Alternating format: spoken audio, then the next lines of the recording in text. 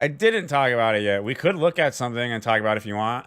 Because there are actually a few things that interest me about the WoW expansion. One of the things I saw specifically that I liked was the talks about the talents.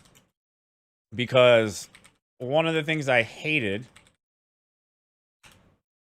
about WoW when I came back to it was the way they had you couldn't really experiment anymore.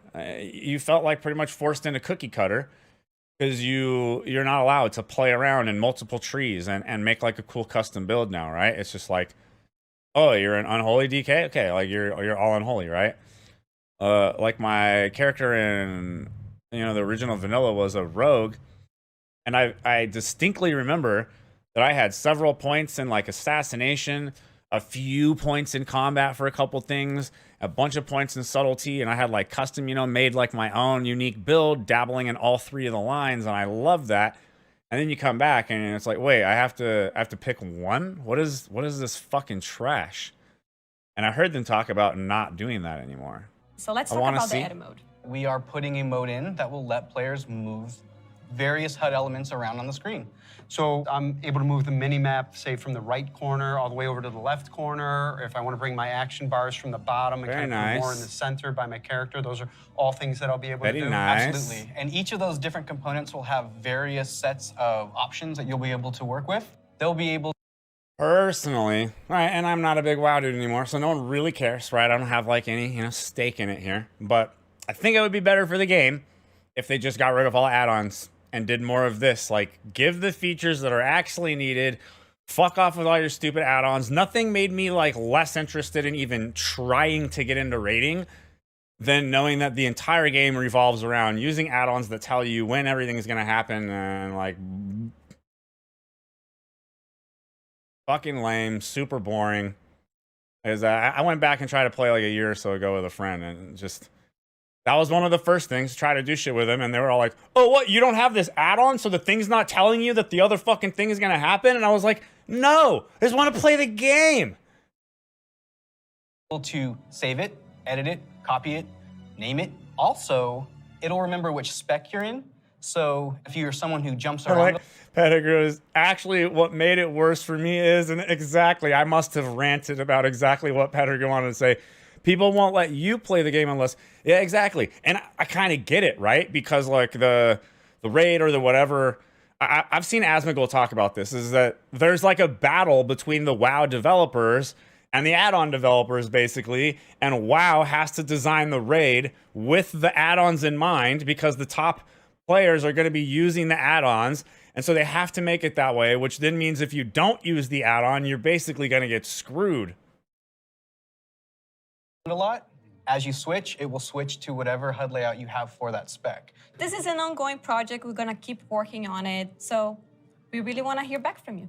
A project that we're all excited about that we've been collaborating a lot on is something that's pretty UI intensive, and that's the talent system. It hadn't changed in a long time. There we go. Like This is what I want to see. And we really started with, how can we have players have more choice over what their character has? As you level up, we give you a new spell or a new ability, something that kind of makes you stronger, but it's determined by the designers. We decide the order. Yeah, we started looking for a system that would give players a much wider set of options. And after looking at all those things, what we really returned back to was the idea of trees. But it's actually two trees. We have a class tree that offers different class utility, and then we have a spec tree that is focused on performance.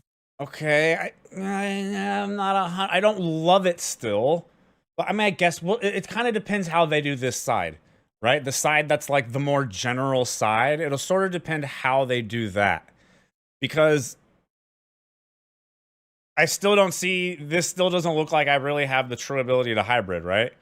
Like I can't be, like assassination and subtlety, right? It looks like you still kind of got to pick, but you at least have general stuff and this, maybe. I'm not totally sure. We'll see. Forming your role, whether that's damage, tank, or healing. Can I just jump in and say that I personally am... See, that's what I don't like, is the like, your role, pick which spec role. Did you choose the damage spec role or the... Let me fucking play with all three of them. I used to be able to play with all three of them. I know, and it was good. It was good. My build was fucking good. I even quit that game for a while, came back. My character was still in nothing but Shadowcraft gear and like whatever Heartseeker dagger or some shit that I had. Just like not very good, right? Meanwhile, the new top rogue on the server was an entire full set of fucking PvP gear and all that shit, right? And we did a bunch of duels, and I crushed his ass over and over in my shitty Shadowcraft gear when I came back, because my build was good. It was better than cookie cutter shit, and you're not allowed to have fun doing that anymore. Super excited about having trees come back. There's a big nostalgia hit for me. As we said, we have these 2 trees because we feel like picking a specialization is a really important part of your World of Warcraft character now. And so we want to make sure that when you choose that, it kind of affects the tree in some way. Yeah, as soon as you open your talent tree, you'll see something new.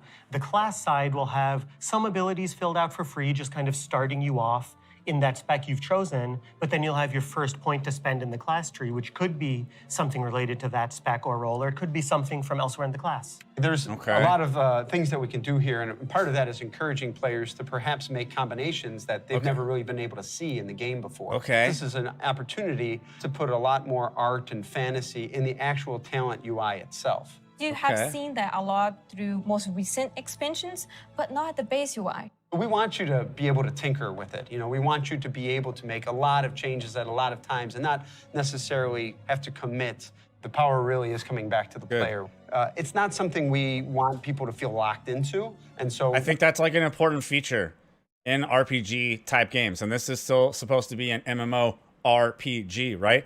But again, it's one of those things that I enjoy about things like, you know, let's say an Elden Ring, right? Like, and things are difficult enough, but you also have freedom to be like carrying all these different things on you, and you can just sit at the bonfire and quickly swap out like whatever spells and whatever you have loaded in, memorized at the time and shit, based on exactly like what do you need your setup to be for this encounter.